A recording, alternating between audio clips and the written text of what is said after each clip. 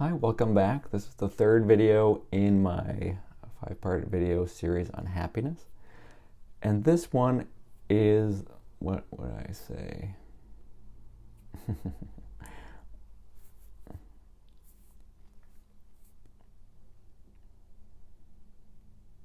Hi, welcome back to my Hi, welcome back. This is part 3 of my 5-part series on happiness. And this one I'm going to go over how we are wired to give up on long-term goals. So it's pretty straightforward.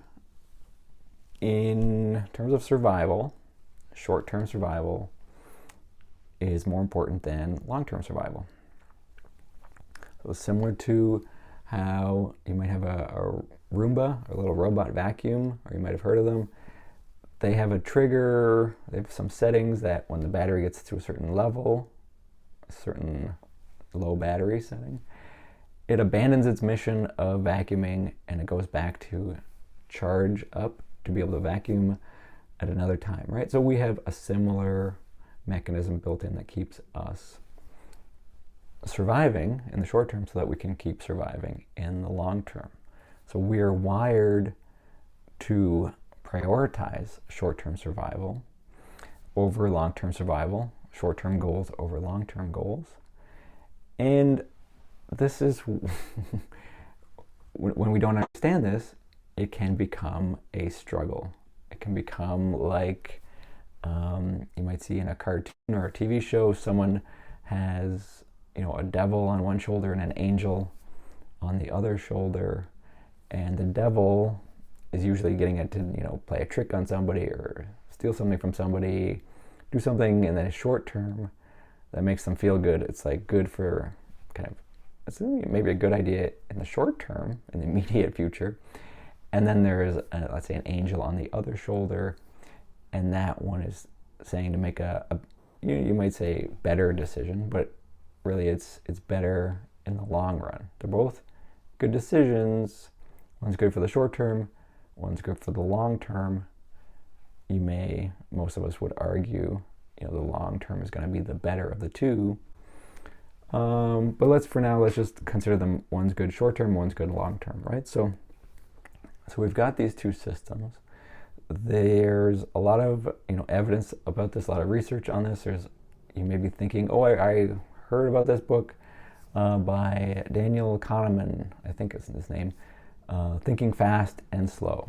So he did all this research with other people, and they discovered we have two systems in our minds, in our brains, in our bodies, and we've got one that's fast, figuring out everything going around us and keeping us alive in the short term, and then one that's slow and kind of looking at the long term, right? So my favorite metaphor for this, not vacuums necessarily, and not thinking fast and slow, but one that an author named Jonathan Haidt came up with, and he said we're basically like a rider on an elephant. Okay, so the rider, that's you, that's the you, looking out, making long-term decisions, thinking I'm going to exercise, I'm going to eat right, I'm going to save my money, right? And then the elephant there is, somehow we don't understand why we give up on these long-term goals. It's because we happen to be sitting on an elephant that we don't know about, that's getting pulled in different directions for short-term things, short-term survival, right? So the elephant is significantly more powerful than the rider, just like in the Roomba example, the low battery mode overrides the vacuuming mode, right? So it makes sense, but when we don't understand that we have these two systems, we can be at odds, like a fighting this, we think we're going down a path and all of a sudden we go in another direction and we don't know what's happening because we don't recognize that we're on this elephant. And so when does the elephant take over? When do we go into that low power mode? Well, obviously it's when we're tired, right? We might just fall asleep if we try to stay up too late, right? When we're hungry, it's going to be giving us super duper hunger pains, and we're going to go seeking out food, right?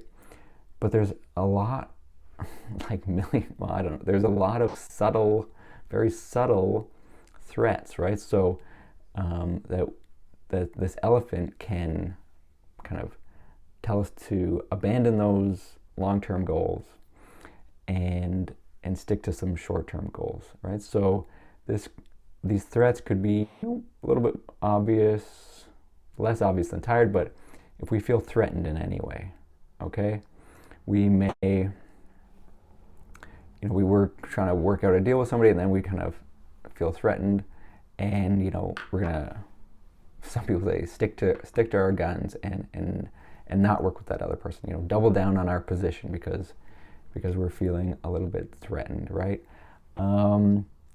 If let's say we're not getting, we text somebody and then we don't get the reply for a long time, that can kind of put us into a worrying state, and we can kind of ruminate on that, or go, abandon our exercise thing because we just want to worry about that, or we may overeat something just to feel good because we are feeling worried about this absence of a reply to a text, right?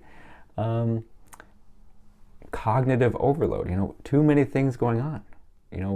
Our brain can only kind of handle so much, just like your internet connection can only handle so much.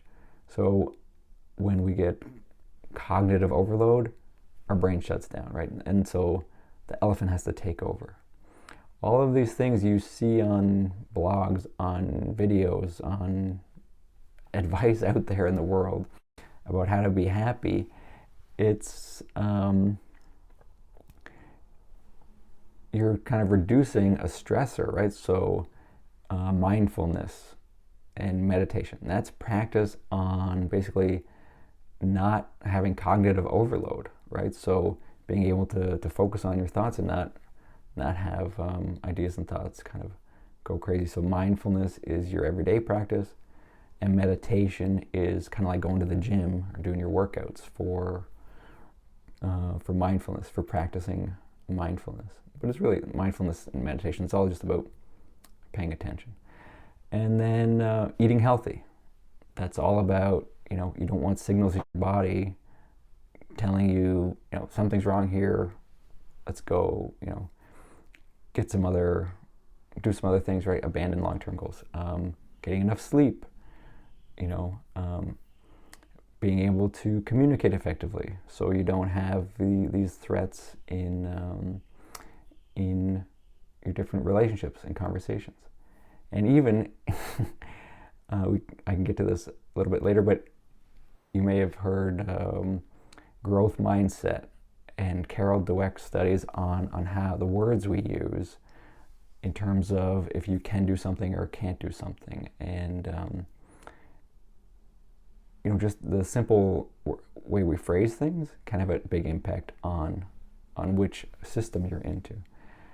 And some things I've read basically say almost all nouns, not people or places, but things. When we pigeonhole something,